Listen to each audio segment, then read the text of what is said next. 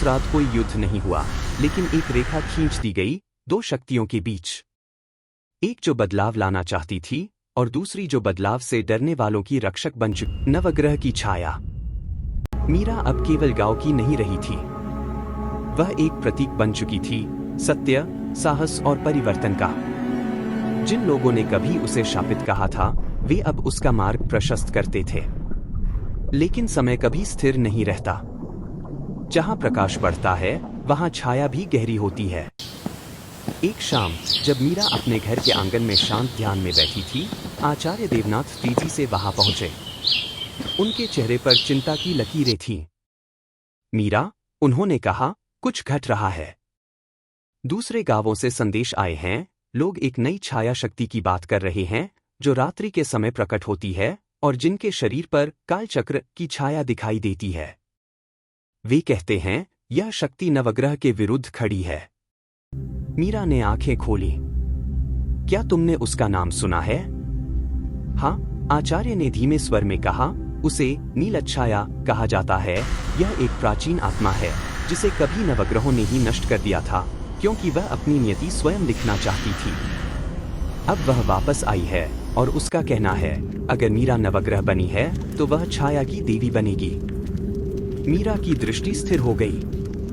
वह समझ चुकी थी, ब्रह्मरेखा पार करने के बाद जो ऊर्जा उसने ग्रहों से पाई थी, वही ऊर्जा अब किसी और ने छाया में बदल ली थी। उसकी राह में अब कोई दैत्य नहीं था, बल्कि एक वैचारिक युद्ध था। प्रकाश बनाम छाया, नियंत्रण बनाम स्वतंत्रता। आगमन की रात। तीसरे दिन रात को गांव में एक बार फिर हवा भारी हो गई। मंदिर की घंटियां बिना छुए बजने लगी, दियों की लौ उल्टी जलने लगी। और तभी गांव के बाहर उस पुराने बरगद के नीचे एक काली आकृति प्रकट हुई। उसकी आंखें गाढ़ी नीली थीं और उसके पीछे कोई छाया नहीं पड़ती थी। नीलच्छाया। वह बोली, मीरा, तुमने सत्य का रथ चलाया है, लेकिन क्या तुम जानती हो कि हर सत्य किसी और के लिए पीड़ा बन सकता है? जिन नियमों को तुमने तोड़ा, वे किसी और की शांति थे। अब मैं वह संतुलन बनूंगी जो तुम्हारे प्रकाश को रोक सके। मीरा धीरे धीरे वहां पहुंची। गांव वाले दूर से देख रहे थे। यह अब कोई शारीरिक युद्ध नहीं था, यह विचारों की टकराहट थी। अगर तुम संतुलन की बात करती हो, मीरा ने कहा, तो क्यों छाया में छिपती हो?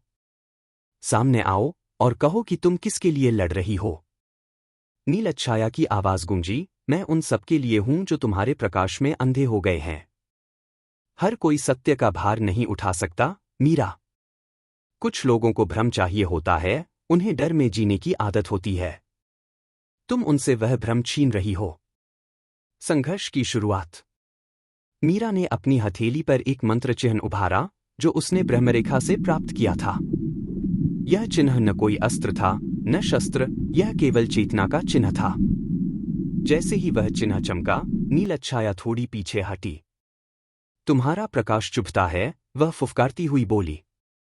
क्योंकि वह तुम्हारी बनावटी रात को उजागर करता है, मीरा ने शांत स्वर में कहा। अंतिम संवाद। उस रात कोई युद्ध नहीं हुआ, लेकिन एक रेखा खींच दी गई दो शक्तियों के बीच। एक जो बदलाव लाना चाहती थी और दूसरी जो बदलाव से डरने वालों की रक्षक बन चुकी थी। मीरा जानती थी, यह लड़ाई अभी शुरू हुई थी।